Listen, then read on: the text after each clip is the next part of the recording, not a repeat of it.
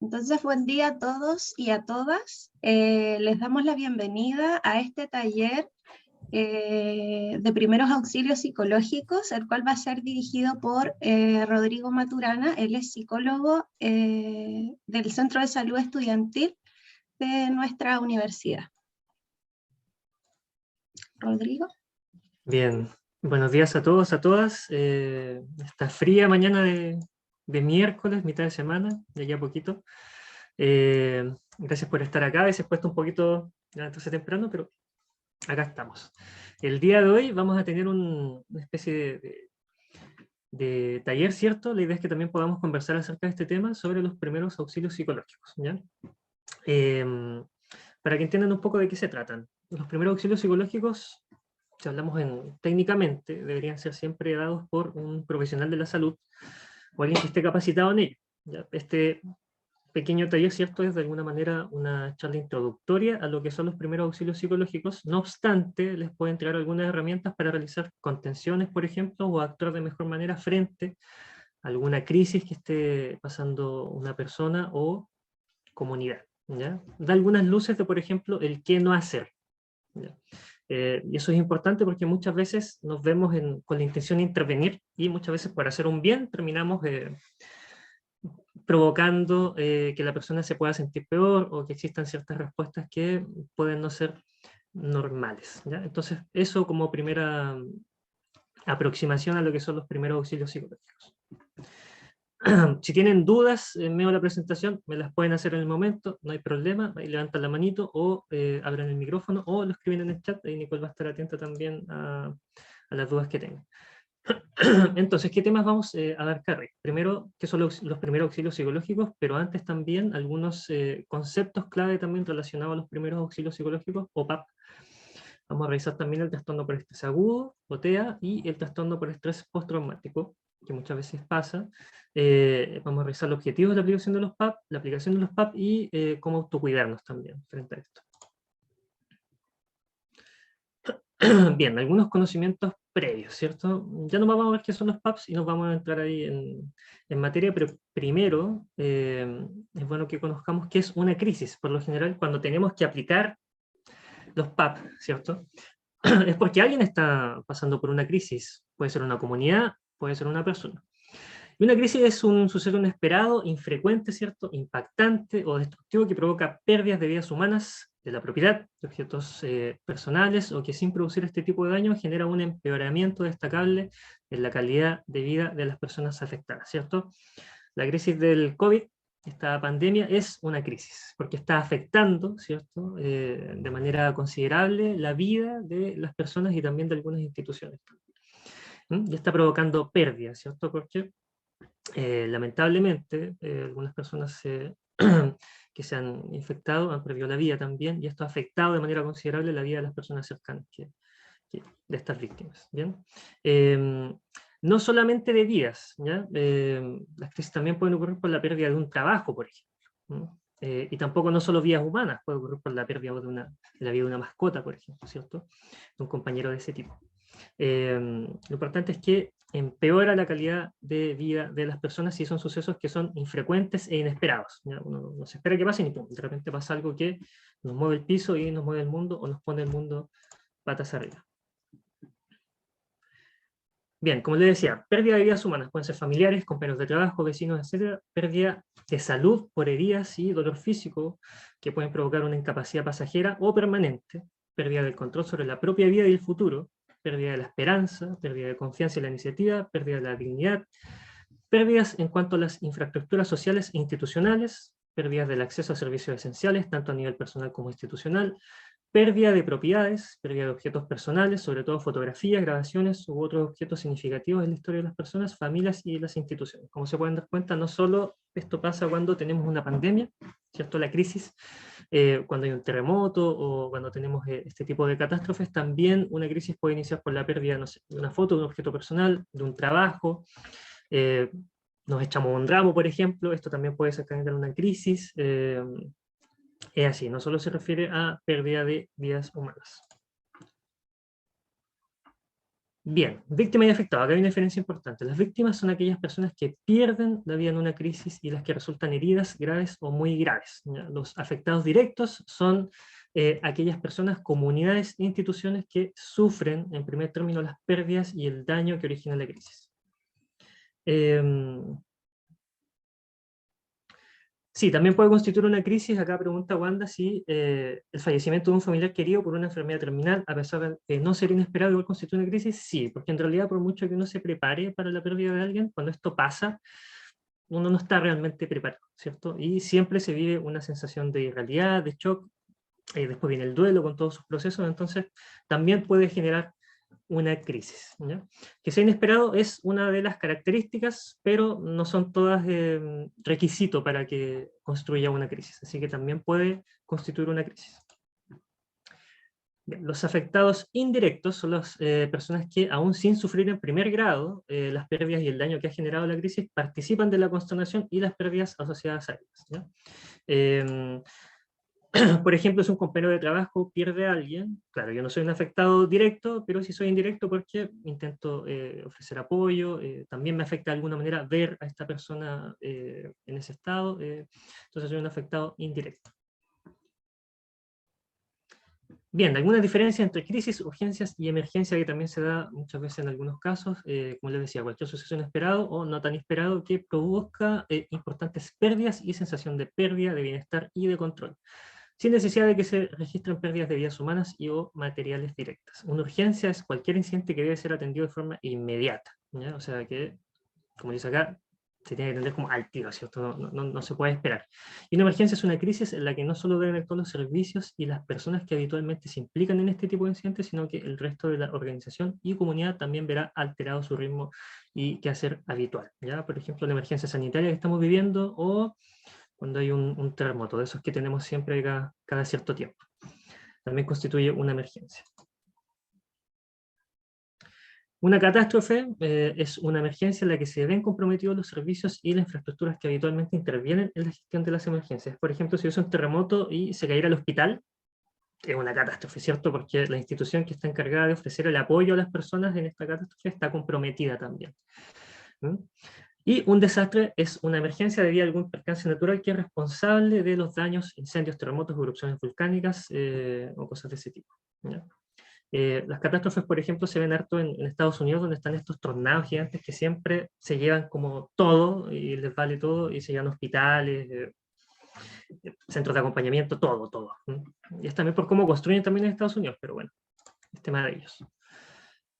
Bien, ¿qué pasa cuando existe una crisis? Como les decía, una crisis no solamente es una pandemia o un terremoto, también se puede dar por la pérdida de algo, ¿cierto? Está este sentimiento de pérdida.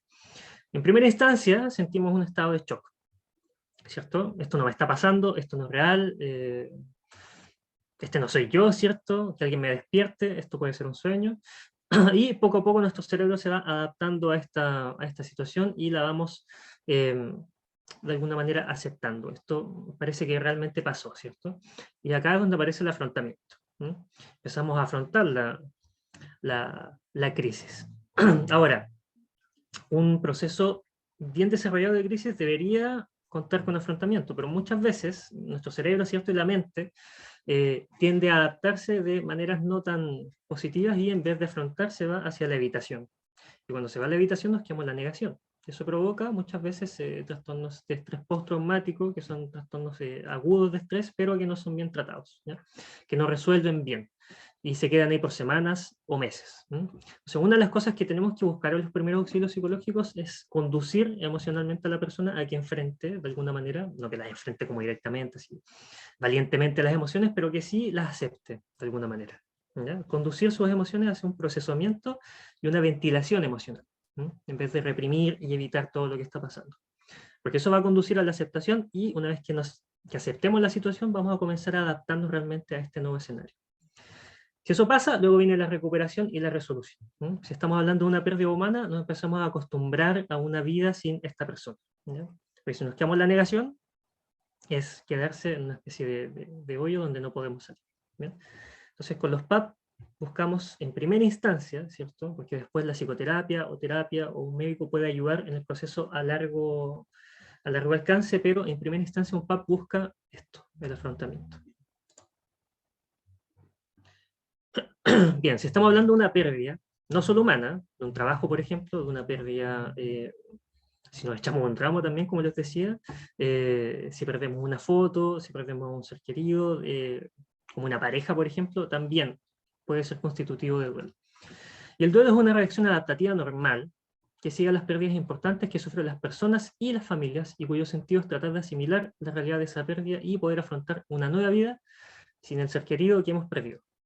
Por extensión, también se denomina proceso de duelo a las reacciones que siguen a otro tipo de pérdidas significativas, como es un despido, un divorcio o similar, ¿ya? El duelo no solo se vive cuando perdemos una persona significativa en nuestras vidas, así que eso es importante recalcar. Muchas veces las personas no se dan cuenta que están viviendo un duelo porque perdieron un trabajo o porque a veces nos perdemos a nosotros mismos también, y ese también es un duelo. Ojo con eso. Y tiene ciertos procesos, que no nos vamos a alargar en eso porque sería para otro taller, pero uno busca en internet como que salen los pasos del duelo. No siempre es así, como 1, 2, 3, 4, por lo general se van mezclando. A veces sentimos que la culpa está superada y después vuelve. Son como especies de oleadas que van llegando de emociones. Pero es un proceso normal y que busca la adaptación, así que hay que entenderlo, aceptarlo y vivirlo también como tal. Bien, como les comentaba, muchas veces cuando existe una crisis y la persona se ve tocada por ella, está lo que llamamos estrés por trastorno de estrés agudo, que es un estrés transitorio, que tiene una gravedad importante, pero que es una respuesta a un estrés excepcional, que muchas veces nuestro cerebro no es capaz de asimilar del todo de manera inmediata. Debería remitir en horas o días y acontece durante las primeras 6 semanas después del suceso. ¿Ya? Si no remite en una cierta cantidad de tiempo, por lo general 2 semanas, ¿cierto? Y seguimos con este trastorno de estrés agudo, significa que estamos pasando a este otro, que es el trastorno de estrés postraumático, y que necesita atención. Bien, el trastorno de estrés postraumático es muy similar al que vimos recién, pero es un trastorno cronificado, ¿ya? Que necesita atención. Es más grave también es una respuesta a estrés excepcional debido a un hecho traumático, pero no remite sin ayuda profesional. ¿Bien? Es la cronificación de un TEA mal gestionado. ¿No? Y la duración de los síntomas es superior a un mes. ¿Ya? Puede durar meses.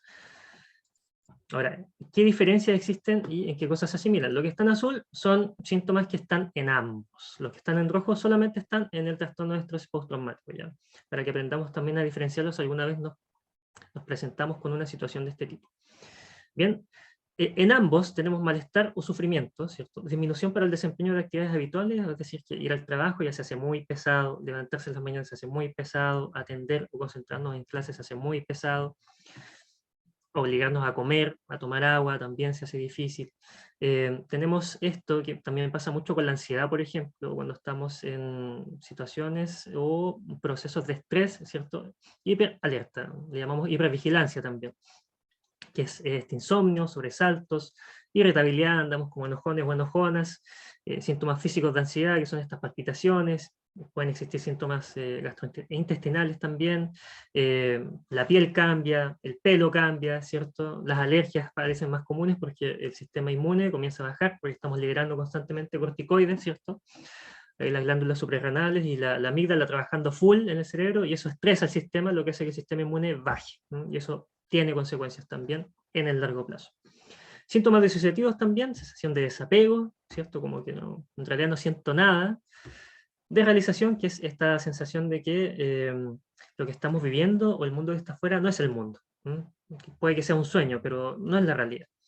Despersonalización, que es cuando sentimos que no somos nosotros mismos o nosotras mismas, es como, es este mi cuerpo, y esto pasa mucho en procesos o contextos de estrés, y una amnesia disociativa, ¿cierto? Cuando le preguntamos a la persona por el hecho, oye, ¿cómo estás después de que pasó esto? No, si esto no ha pasado, ¿cierto? Como que no, esto no pasó realmente, esta persona está aún ahí. Ya que el índice, pero el estrés postraumático no se produce también cuando el cerebro no procesa correctamente una situación, y al hacerlo 10 años después se expresa el estrés. Claro, efectivamente, el cerebro, pero también juega mucho nuestra mente y cómo estamos enfrentando la situación. El estrés postraumático por lo general aparece cuando tenemos mecanismos de afrontamiento más centrados en la evitación.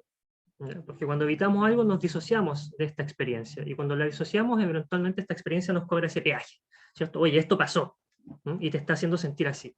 Y no se expresa tan claramente como quisiéramos, sino que se expresa como síntomas, como signos y síntomas, ¿cierto? Empezamos con hipervigilancia, empezamos con sueños de repente, pesadillas, andamos un poco más estresados, pueden aparecer crisis de pánico, de angustia, crisis de llanto que no nos explicamos de dónde vienen, pero claro, es esto que nos está acompañando y nos está diciendo, oye, esta situación que estás intentando negar, sería bueno que la procesáramos, ¿cierto? La ventiláramos y le diéramos otro sentido. Pero claro, el cerebro no logra procesarlo porque también experiencialmente no queremos procesarlo, ¿cierto? Inconscientemente no queremos vivir esto porque estamos en negación, ¿cierto? Esta situación no pasó, no ha pasado, no pasará. Por eso es importante en las primeras semanas u horas cuando pasa una crisis poder conducir emocionalmente a la persona a un afrontamiento saludable, dentro de lo posible, ¿no? Pero que intente acercarse a la experiencia en vez de evitarla. Está la experimentación también, que son pensamientos intrusivos, ¿cierto? De repente estamos haciendo algo, ¡pum!, y aparece esta situación en nuestra mente como experimentando lo que vivimos en ese entonces. Flashback, ¿cierto? Que es similar a lo que les contaba, pesadillas recurrentes, y acá está la diferencia entre ambos. En el estrés postraumático, el malestar psicológico intenso al exponerse a estímulos relacionados con el suceso. Por ejemplo, nos llamaron contándonos que falleció alguien cercano a nosotros y la calle en donde nos enteramos comienza a ser un estímulo desagradable para nosotros luego del suceso. Es decir, ya no podemos pasar por esa calle porque nos recuerda cuando nos enteramos de esta noticia. Y esto es un síntoma de estrés postraumático. Por ejemplo, puede ser la ropa que usábamos el mismo día, puede ser el lugar, como les comentaba, las personas que vimos ese día, cualquier estímulo que relacionemos con el suceso, si lo estamos evitando a un nivel crónico, estamos con sintomatología de estrés postraumático y sería bueno que un profesional nos atendiera. Y como les comentaba, esto también tiene mucho que ver con la evitación. Esfuerzos para evitar acciones, personas o lugares relacionados con esto, embotamiento afectivo intenso, que es, el embotamiento tiene que ver con el no sentir. No estoy feliz ni alegre, como que solo estoy presente, como si estuviese en piloto automático.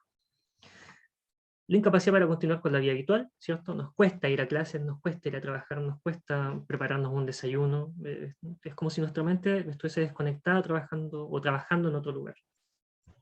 Y en el trastorno de estrés postraumático está la incapacidad para planificar e imaginar el futuro, ¿cierto? Como ya no hay un futuro, nos estamos concentrando solo en el pasado, y imposibilidad de recordar ciertos aspectos del suceso, ¿no? Está como esta amnesia selectiva.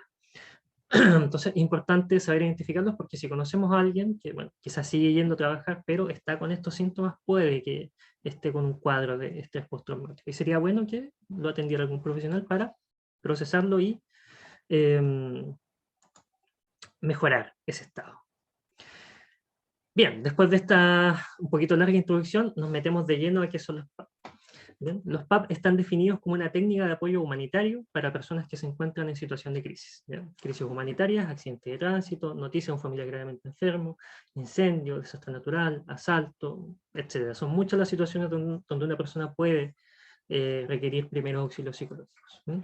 Tiene como objetivo recuperar el equilibrio emocional y prevenir el desarrollo de secuelas psicológicas, ¿ya? Aunque no siempre vamos a ser capaces de recuperar el equilibrio emocional de la persona. Tiene mucho que ver con qué tipo de crisis está viviendo también. Pero por lo general podemos más o menos recuperar un equilibrio lo suficientemente bueno para que la persona comience a procesar lo que está pasando, ¿ya? Tenemos que ir con expectativas realistas frente a una persona que está pasando una crisis. ¿Ya? Nosotros no vamos a ser capaces de devolverle el mundo y que todo esté bien. No, porque algo se perdió, ¿cierto? Pero aún así podemos ayudar a que lo enfrente mejor y que ojalá no tenga secuelas psicológicas.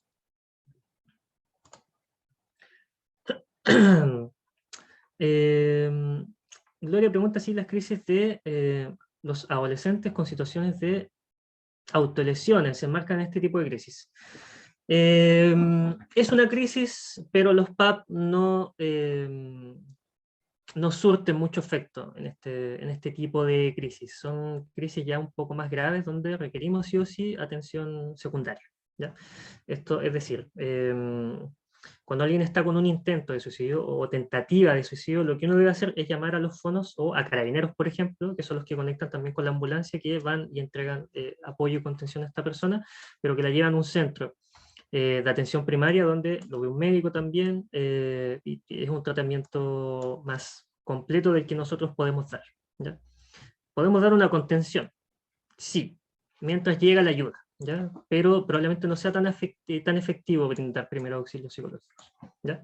En estas situaciones de crisis psiquiátricas, por ejemplo, no solo pueden ser crisis de autolesiones, sino crisis psicóticas. Los PAP tampoco son muy efectivos, porque en una crisis psicótica, ¿cierto? Las personas, su sentido de realidad y su juicio de realidad está alterado. Entonces lo que ellos están viendo probablemente no es la realidad que nosotros estamos viendo. Y no vamos a ser capaces de lograr estabilizarnos.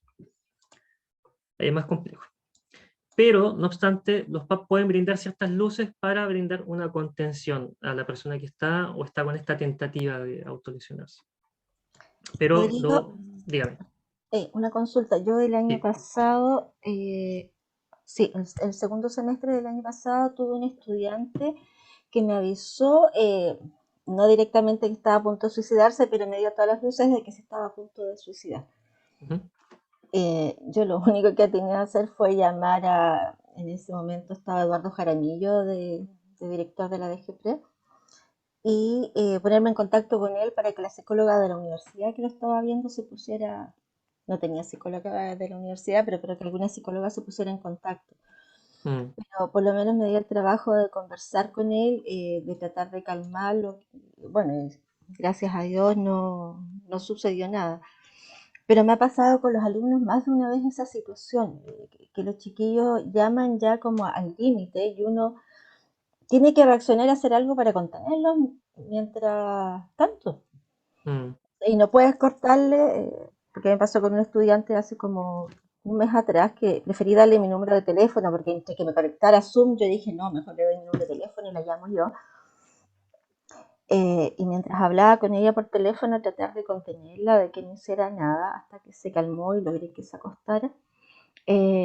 Pero no tienes la opción de llamar, entonces ahí este taller te va a dar las herramientas como por último mantenerla mientras tú logras por otro lado buscar ayuda para ella o él. Claro, pero acá, como les comentaba, tenemos algunas luces de lo que tenemos que hacer. Y una de esas luces es comenzar a validar las emociones que está sintiendo y tener una escucha activa con la persona, que se sienta escuchado o escuchada, ¿no? Y validar un poco lo que está sintiendo mientras buscamos esta ayuda profesional, ¿cierto? Para que la persona encuentre también un espacio quizás donde pueda comenzar una psicoterapia o pueda encontrar cierta contención. Yo también me he visto en estos casos, Jacqueline, con personas que están con ya una tentativa que uno sabe ya que va a pasar algo y lo que es más efectivo, ¿cierto? Más que comenzar a dar tips o desde la teoría es escucharlos, ¿cierto? Verlos, intentar verlos o verlas, ¿cierto? Mira, sé que estás acá, siento lo que estás sintiendo o pasando, y bueno, está bien un poco sentirse así, pero busquemos una salida, ¿cierto? Quizás también hay otras maneras de trabajar esto, pero es importante la escucha activa, ya que Sí, y trato de es escuchar. una de las cosas que más hacemos los profesionales cuando nos enfrentamos a casos como este. Yo hace poquito tuve el caso de un estudiante también que estaba con tentativa y lo trabajamos por WhatsApp, ¿me entiendes? Ni siquiera a través de llamada, porque el estudiante tampoco quería hablar por teléfono. Y eso también lo hace más complejo porque no hay tono de voz, ¿cierto? No hay expresión, pero uno aún así por ahí intentando validar lo que está sintiendo y mostrándole que por ahí también quizás ahora el panorama está nublado por el cómo nos sentimos, porque las emociones hacen eso también, pero al cambiar un poco estos pensamientos, las emociones quizás cambien cómo nos sentimos, ¿no? Pero tampoco prometer falsas expectativas o prometer el cielo o un paraíso, ¿cierto? Hay que ser realistas también con eso, pero ofrecer esa escucha activa, ¿ya? Ya, muchas gracias. Yo me voy a arrancar un poquito porque tengo una atención de estudiante. Vaya Voy a nomás. volver a conectarme, ¿ya? Gracias, porque esto me interesa muchísimo. Sí, ningún problema. Bueno, va a quedar grabado, así que no hay problema. Eh, pero sí, es importante. La persona que llega a nosotros de alguna u otra manera, y que están en una crisis, es una persona que en ese momento está sufriendo, y probablemente en su vida también. Tenemos que entenderlo así. Es una persona que la está pasando mal. Y nosotros tenemos que buscar la manera de conectar con ella. También somos personas y también hemos pasado por situaciones donde hemos estado sufriendo. Y esa experiencia nos puede ayudar a validar, ¿cierto?, las emociones y lo que está sintiendo esta persona en este momento. No existe una fórmula secreta que uno le pueda dar, mira, así podemos solucionar los problemas de la persona, porque no es así.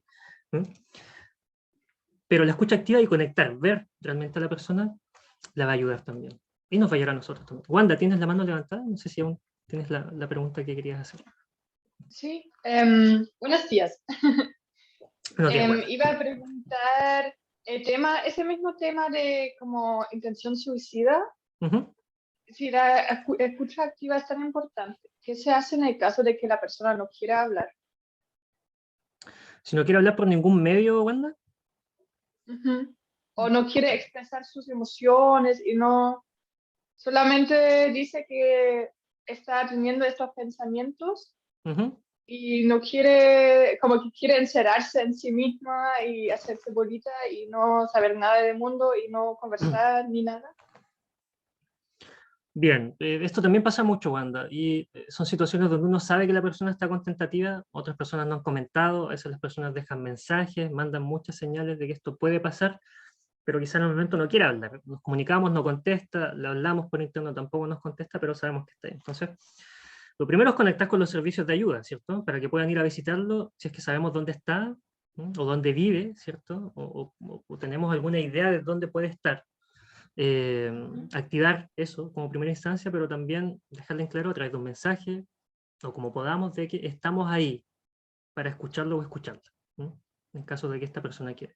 Porque no podemos obligarla tampoco a que nos escuche, ¿cierto? Menos que vayamos a su casa y sepamos dónde está e intentar ofrecerle esto, pero si no quiere hablar, también nos podemos quedar ahí y ofrecer este tipo de ayuda, ¿me entiendes? Como que sepa que estamos ahí en caso de que necesite algo.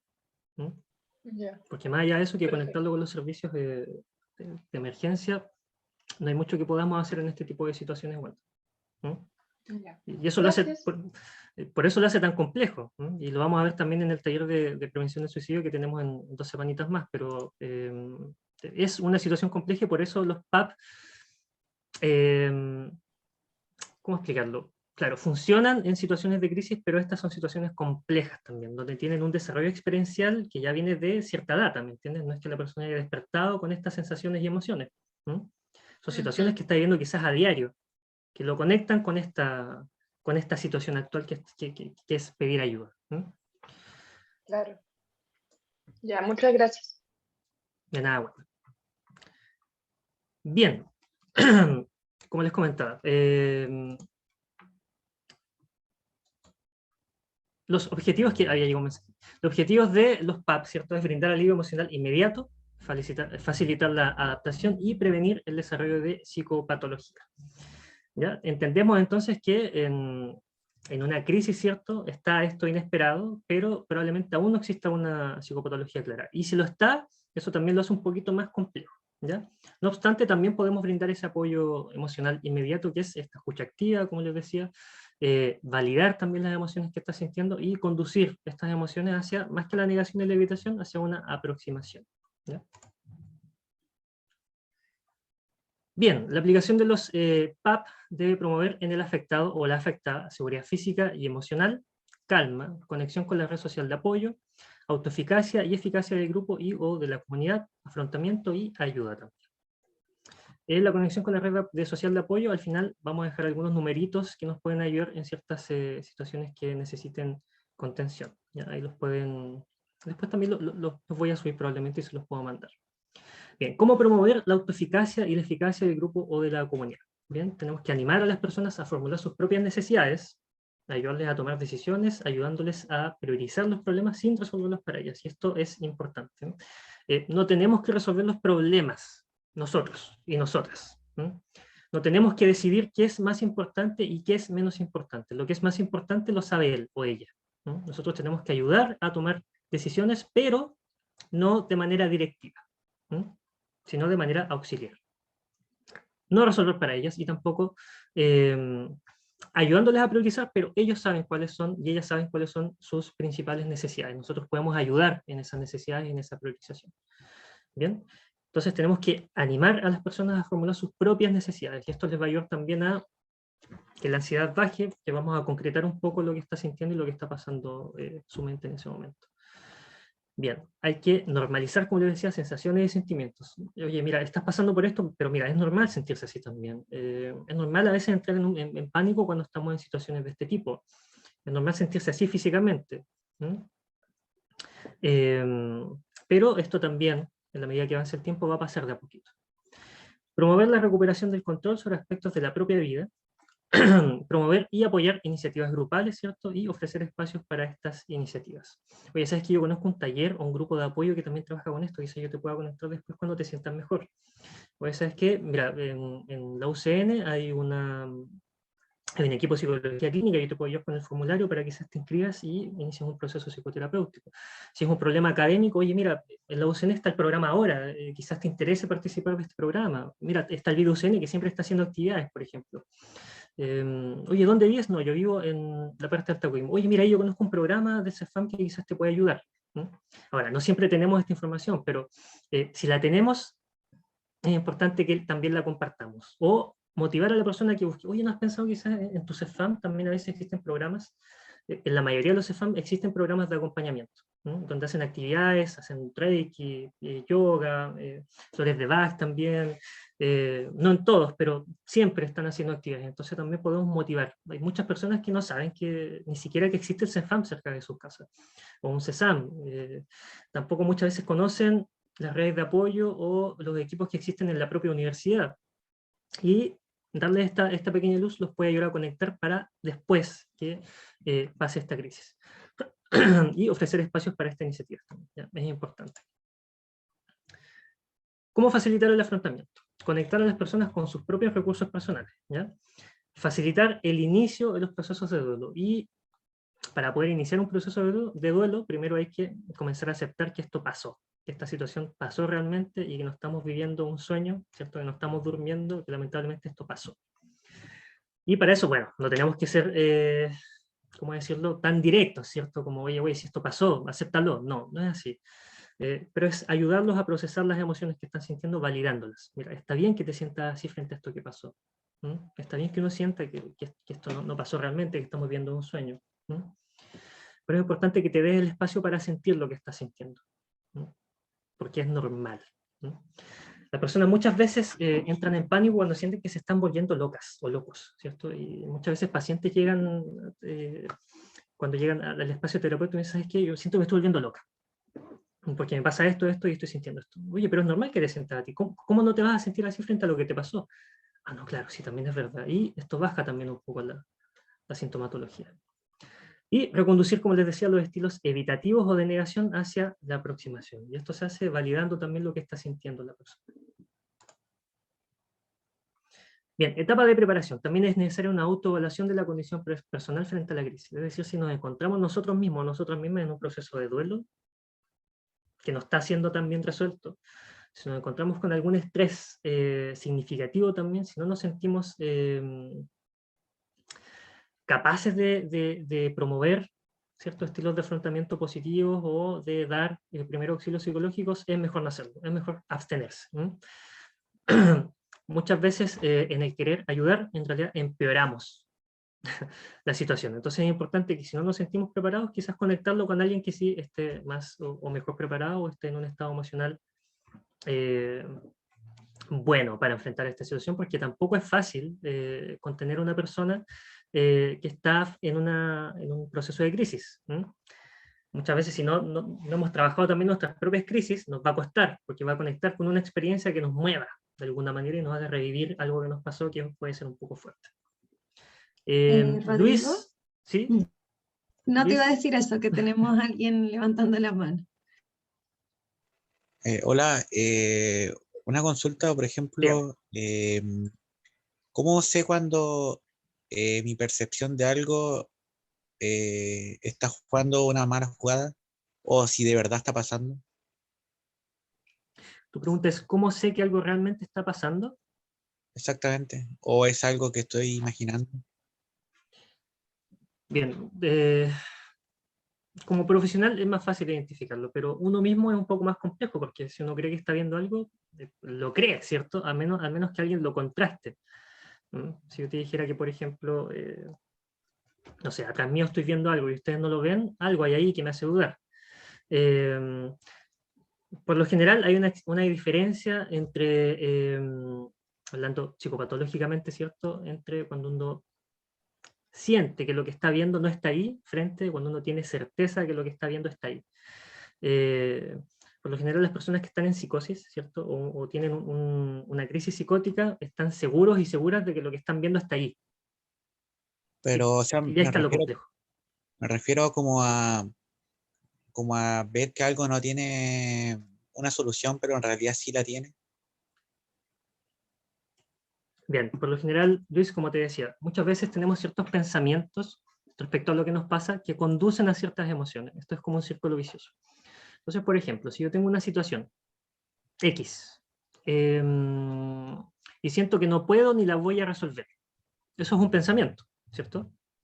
Porque a menos que quiera revivir a alguien, es algo que quizás se pueda solucionar de alguna manera o lo pueda enfrentar de alguna manera. Muchas veces no podemos controlar, y de hecho no podemos controlar las situaciones que nos pasan, ¿cierto? Un proceso de crisis, por ejemplo, no podemos controlar que esto pase, pero sí podemos decidir qué hacer con lo que nos está pasando. Y esa decisión siempre va a ser de nosotros. ¿Qué hacer con lo que está pasando en este momento? Y de esa manera podemos conducir las emociones hacia un lugar que nos permita procesarlas y enfrentar la situación de otra manera. Muchas veces, como te decía, estos pensamientos conducen a emociones que no son tan agradables, ¿cierto? Tristeza, enojo, ira, frustración, el mismo estrés, ¿cierto? Y todas estas emociones nos llevan a pensar de que esto no tiene solución, de que esto no tiene una salida, de que no hay una salida posible para esto. Pero una vez que comenzamos a cambiar estos pensamientos, por lo general las emociones también comienzan a cambiar. Las emociones también son un filtro, funcionan como un lente para lo que está pasando. Y si vemos todo con una emoción que nos lleva a pensar que no tiene solución, vamos a pensar que nada tiene solución. Ahora, Luis, si estamos con estos pensamientos, ¿cierto?, de que nada tiene solución y existe un pensamiento o una sensación importante de desesperanza, es importante que quizás lo trabajemos con ayuda profesional para que pueda conducir esta experiencia. ¿Cómo sé que estoy teniendo estos pensamientos? Bueno, lo primero es que lo estás cuestionando. Entonces, esa ya es una señal. Pero es difícil que yo te diga, mira, puedes hacerlo de esta manera, porque como te decía, no existe una fórmula secreta. Yo tampoco puedo meterme en tu mente y saber exactamente qué está pasando ahí. Menos en un proceso de contención o primer auxilio psicológico, que es un periodo por lo general breve, de una vez. Pero en un proceso psicoterapéutico, sí, podemos encontrar ciertas respuestas diferentes y darle sentido a nuestra propia experiencia. Y conducirla hacia un sentido que tenga una salida. No sé si con esto respondo tu pregunta, Luis. Sí, muchas gracias. Gracias a ti, Luis. Bien, entonces, importante sentirnos y saber que estamos preparados para dar primeros auxilios psicológicos, también evaluar la aplicabilidad, ¿cierto? No todas las personas que experimentan una crisis van a necesitar PAP o van a querer recibir primeros auxilios psicológicos, es importante respetar eso. Por mucho que uno tenga la convicción de que necesita esta ayuda, si no la quiere, no la podemos obligar, y al obligarla probablemente empeore la sintomatología que está teniendo en ese momento. Hay personas que se demoran un poco más en procesar lo que está pasando y también es importante darles espacio. Es importante respetar las decisiones y recursos personales del afectado o la afectada, así como comunicar que vamos a estar disponibles para ofrecer ayuda si la necesita más adelante. No olvide observar si la persona se encuentra en una situación de emergencia psiquiátrica, pues en este caso, ¿cierto?, la aplicación y los resultados de lo aprendido hoy pueden ser ineficaces, como les comentaba. Y hay que ser también realistas con eso. No sintamos este complejo de Superman o Superwoman de que podemos solucionar todos los problemas. No es así, ni siquiera para nosotros los psicólogos. Muchas veces la experiencia de las personas es un poco más compleja, pero sí podemos comenzar a conducir la experiencia de las personas hacia un lugar donde se sientan seguros para encontrar nuevas u otras soluciones. Lo importante es involucrar a las personas y que se involucren en cambios o experiencias que cambien de alguna manera su vida. Bien, también es importante cuando nos acercamos a la persona que está teniendo esta crisis identificarnos, ¿no? Si trabajamos en alguna institución, ojalá tener alguna credencial que verifique, ¿cierto? Que diga, mira, mi nombre es Rodrigo Maturana, soy psicólogo del Centro de Salud Estudiantil, estoy acá para ayudarte, ¿cierto? Pero con una credencial. Si no estamos trabajando, no estamos en otro lado, también es importante identificarnos, ¿ya? Nombre y apellido, que somos profesionales de salud, hacerlo. Si no lo somos, también presentarnos como alguien que va a ofrecer ayuda en caso que la necesite, ¿ya? Pero es importante que nos presentemos. Si no, la persona se va a encontrar con alguien que no conoce, que no confía y tampoco va a ser muy efectivo el pago. Bien, ahora vamos a aprender, no sé cuánto tiempo nos queda, pero vamos a intentar resumirlo. Este protocolo ABCD de los primeros auxilios psicológicos, ¿ya? Está con estas iniciales para que sea un poco más fácil aprender los pasos, ¿ya? Es una ayuda a memoria. Tenemos la escucha activa, ¿cierto? En la que yo les comentaba, el reentrenamiento en la ventilación, que es una técnica que vamos a aprender ahora, que también he enseñado en otros talleres, la categorización de las necesidades y la derivación a las redes de apoyos, ¿ya? A, B, C, T. Es importante que se lo aprendan ahí con ese mecanismo de ayuda a memoria. Bien, ahora les voy a pedir que vayan a menti.com y utilicen este código para hacerles una pequeña preguntita, ¿ya? Para hacerlo un poco más participativo.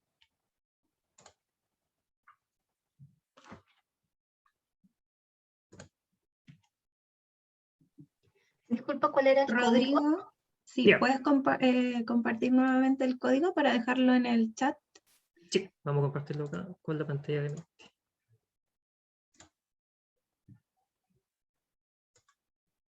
¿Se ve ahí? Sí, ahí está el código. Ya, igual lo voy a escribir. 90, 37, 84, 103. Ahí está, ¿no? Ahí lo mandé por internet.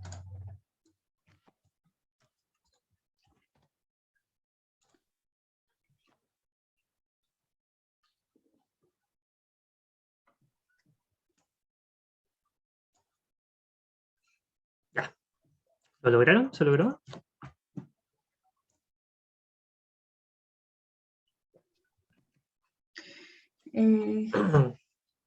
Parece Sí. igual que están apareciendo varios emojis acá, así que vamos.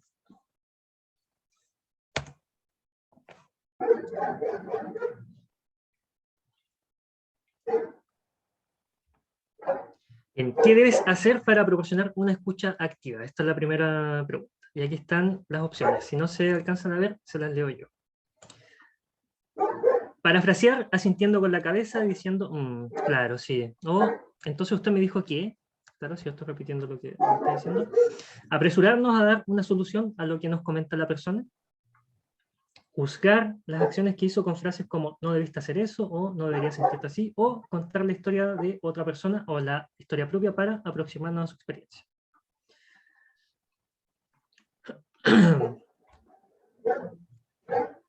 Bien, muy bien todos y todas. Los que contestaron y los que contestaron en su mente también, ¿cierto? No es bueno apresurarnos a dar una solución a lo que nos comenta la persona, ¿cierto? No es recomendable. Tampoco es bueno, obviamente, juzgar lo que la persona está sintiendo como, oye, pero quizás no debiste hacer eso, o oye, ¿sabes qué? No deberías sentirte así, eso no es para tanto, ¿cierto? Mucho menos contar nuestra propia historia o la historia de otra persona, como por ejemplo, oye, pero mira, yo también me pasó esto hace unos años y yo me sentí así, y uno empieza a hablar de su propia experiencia. No, eso no ayuda en nada, ¿cierto? O contar la experiencia de otra persona, oye, yo tengo un familiar que le pasó lo mismo y en realidad no estuvo tanto tiempo mal, así que quizás tú tampoco estés tanto tiempo mal. Tampoco es bueno. Tampoco es bueno y no es recomendable, aunque esto es algo que se hace mucho, por ejemplo, cuando alguien está viviendo un duelo o perdió a alguien, ¿cierto? Un hijo, una madre, y uno le dice, oye, pero ahora tienes un angelito cuidándote desde el cielo. Ese tipo de frases tampoco es recomendable frente a esta situación, ¿ya? A pesar de que parezca muy, muy positiva o que alguien nos está cuidando desde arriba, en ese momento no lo es, ¿ya? Así que no se les recomiendo. Bien con la primera pregunta, vamos a continuar con la presentación. No sé si hasta ahí tienen dudas, consultas, sugerencias, reclamos también, si quieren. Bien, se está viendo, ¿cierto? Sí, se ve bien. Bien, tenemos la escucha activa, ¿cierto? En este estado la persona puede querer o no contarle su historia, esto es así. Escuchar ese testimonio puede ser de gran ayuda para calmar a la persona afectada, por lo cual es esencial dar un espacio para que ella cuente de manera espontánea lo que está ocurriendo, pero sin presionarlo, sin presionarla, y tampoco sin contar nuestra propia historia. Uno se tienta muchas veces porque dice, oye, yo viví lo mismo y pucha, sé cómo se siente. Pero hay que esperar que la persona nos cuente su historia. ¿Mm? Luego tenemos el reentrenamiento a la ventilación. ¿Bien? Algunas personas que han vivido una crisis pueden mostrarse ansiosas o alteradas, sintiendo confusión, encontrándose sobrepasadas por la situación, observándose temblorosas, teniendo dificultades para respirar o sintiendo su corazón muy agitado. ¿Ya? Por esta razón es importante entrenar la ventilación, ¿cierto? Que es la respiración que controla muchas veces estos síntomas.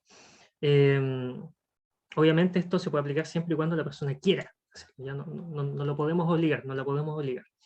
La forma en que respiramos influye en nuestras emociones también. ¿Mm?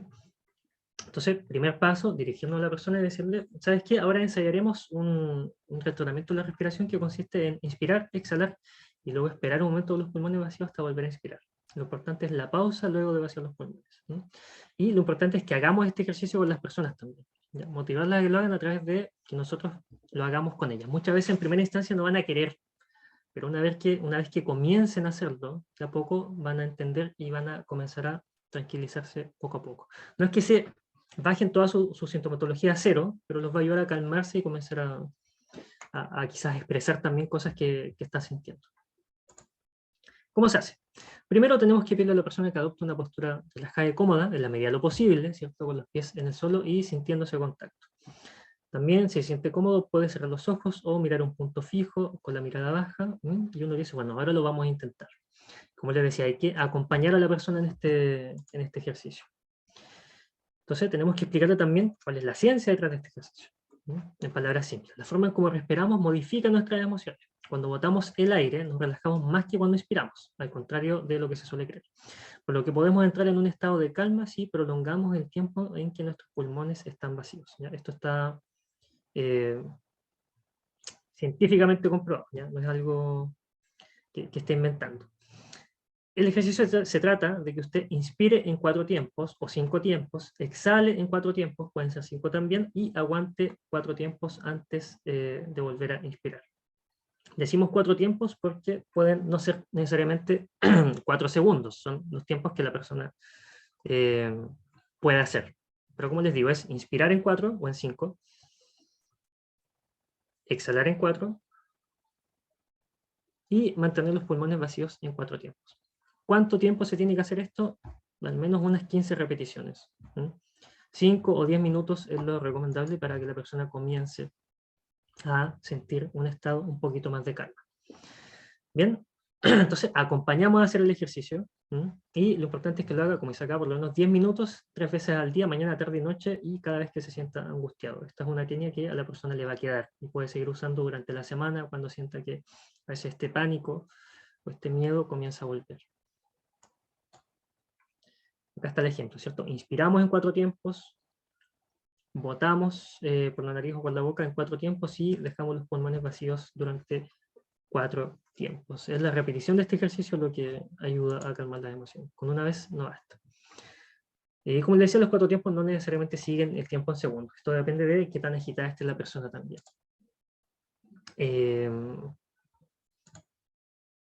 Una vez que el afectado haya comprendido la mecánica, puede dejar que continúe solo por 10 minutos, reforzando lo bien que lo está haciendo. Con palabras como esta. Bien, nos vamos al Menti de nuevo para responder una pequeña pregunta, ahora con este código.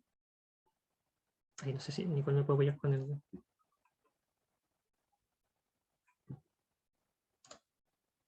Bueno, va a aparecer de nuevo el código en todo caso, Nicole. Lo estaba escribiendo. va a aparecer demasiado rápido.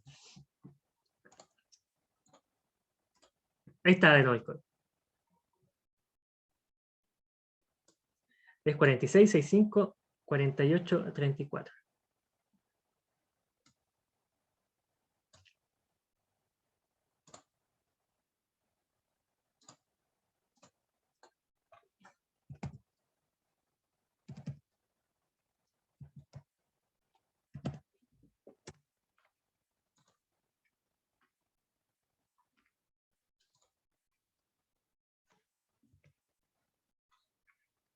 Bien, vamos a la pregunta entonces. Lo que debe hacer es la categorización de necesidades. ¿Qué debemos hacer en la categorización de necesidades? Primero, ¿qué es lo que le preocupa o necesita ahora? Esa como pregunta introductoria. O decirle, antes que me diga nada, yo creo que lo más importante es, y nombrarle qué cosas son importantes. Tercero, ayudar a las personas a priorizar sus necesidades. O cuarto, resolver las necesidades a medida que las vaya mencionando. Y lo importante es comenzar con una pregunta como, ¿qué es lo que le preocupa o necesita ahora? Es importante conocer qué le está preocupando a la persona, qué es importante para la persona, no para nosotros. Y también ayudar a las personas a priorizar sus necesidades, más que resolver las necesidades a medida que las vaya mencionando, comenzar a priorizarlas poco a poco. ¿Ya? Pues he dado más tiempo, estimadísimas, pero estamos un poquito en la hora, entonces vamos a seguir con la presentación. Ya poquito, para que no se me estrese.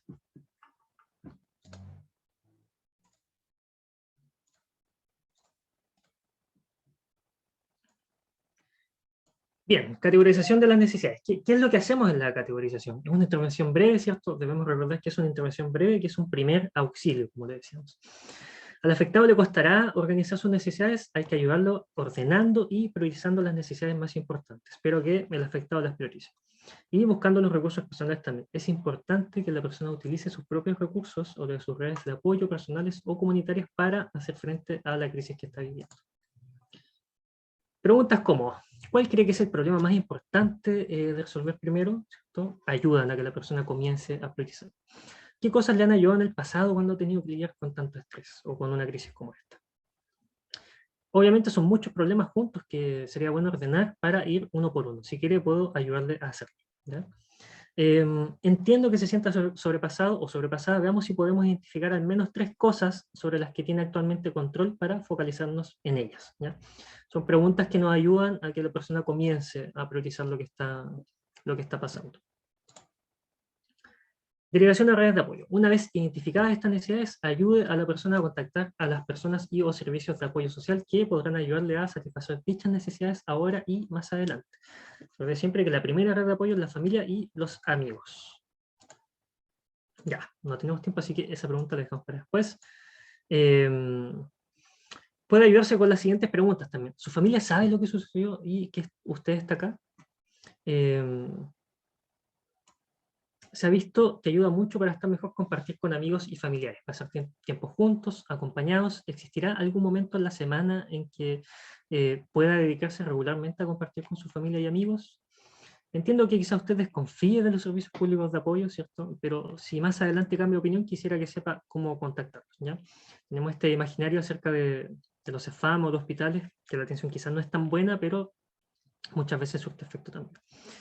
Si le surge alguna duda más adelante, puede venir a preguntarme o quizás se anime a llamar al teléfono gratuito, se lo responde, que es este, lo podemos tener por ahí a mano siempre anotado, o guardado en el celular, donde alguien podrá orientarle las 24 horas del día, los 7 días de la semana.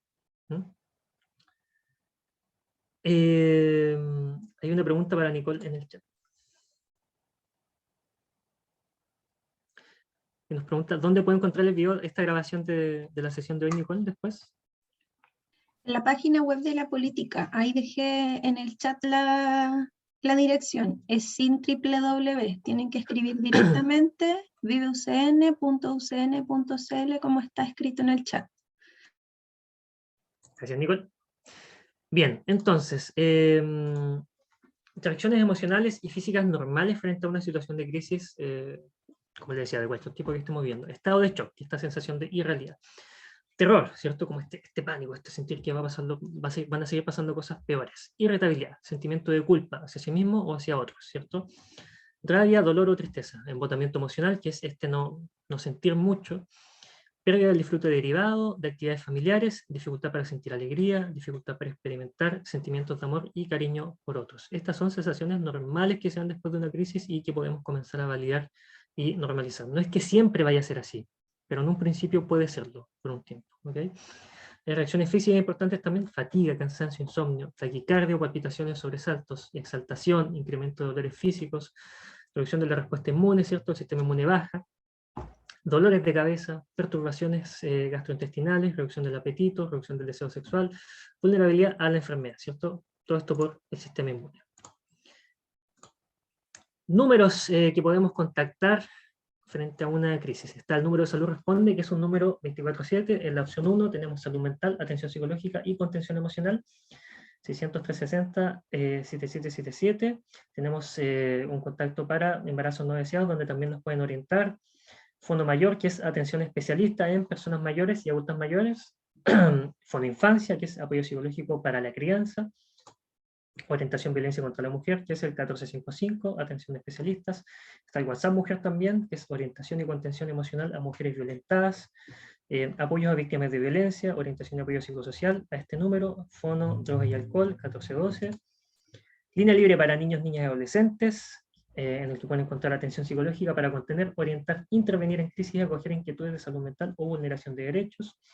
Chat Hablemos de Todo. Acá hay un link donde hay atención psicológica para jóvenes de 15 a 21 años para contener psicosocial, orientaciones y derivación. Hay un WhatsApp de apoyo emocional, una atención psicológica, y está el Fondo Sename también. Está la Fundación Míranos, acá está la página, una clínica psicológica LGBTIQ+, está la Fundación Todo Mejora también, y Psicólogos Voluntarios Chile.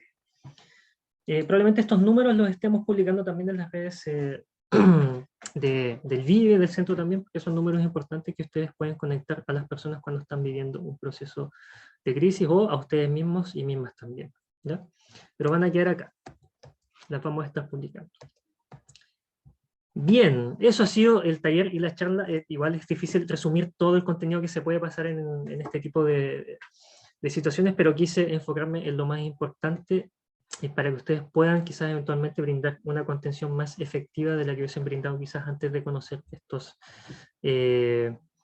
tips, ¿ya? Es importante que sepan también que los primeros auxilios psicológicos están pensados para darse por profesionales. Entonces es importante que ustedes se autoanalicen antes de quizás dar o brindar una contención.